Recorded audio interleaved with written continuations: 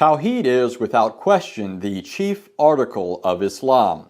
According to Muslims, especially those engaged in doing dawah, Tawhid is the simple and unanimously agreed upon teaching of true and pure monotheism. This topic is something that all the messengers of God talked about. They delivered this same simple message. It's not complicated. However, such ideas are delusory. Like Jacob, who thought he was marrying the beautiful Rachel only to wake up in the morning and find it was the uncomely Leah, Islamic Tawhid is nothing more than pagan polytheism dressed up in the guise of monotheism. Moreover, Tawhid is neither simple nor agreed upon, but is extremely complicated and commits one to all sorts of conceptual muddles, doctrinal errors, and practical inconsistencies, which is why Muslims throughout history have stridently and even violently disagreed with each other over matters related to Tawhid, such as whether Allah is seated aloft on a throne held up by angels, and thus excluded from the world, especially the bathroom, which seems to be the chief concern of some Muslims, or if he's everywhere present and closer to people than their jugular veins.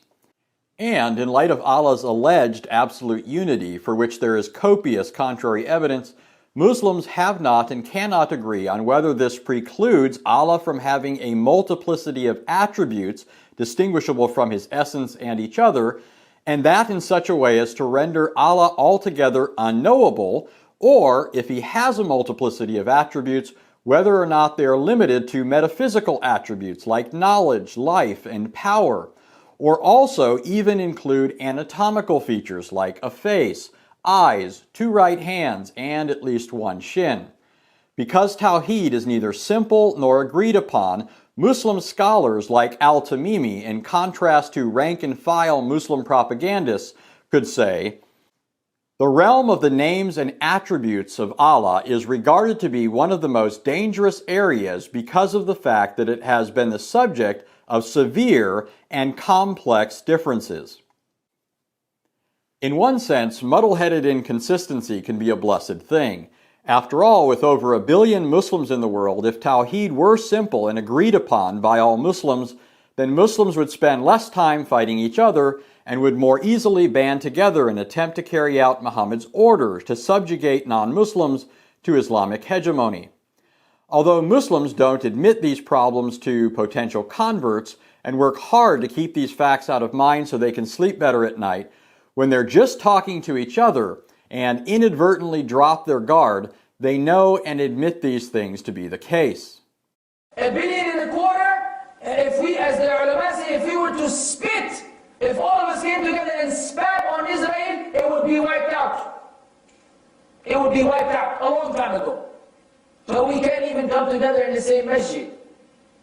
Why? Because he believes Allah is above His throne, and he believes Allah is everywhere, and he believes Allah doesn't have names and attributes, and he believes Allah has names and attributes. He believes Allah has names but not attributes. He believes Allah has attributes but not names. What is this?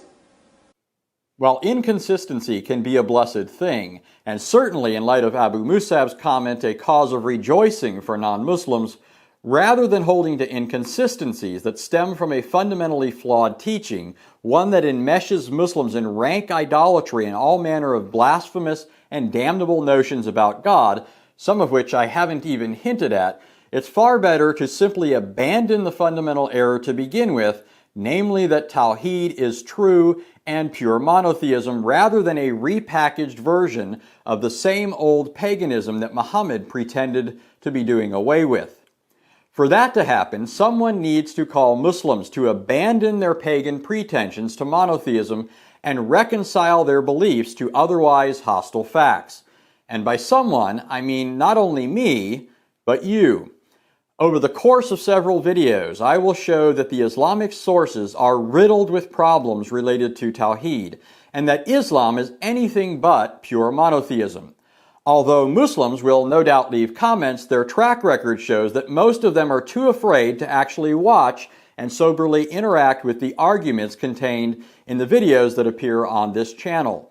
This means that I'm hoping you, the people actually watching, will learn this information and press it upon Muslims.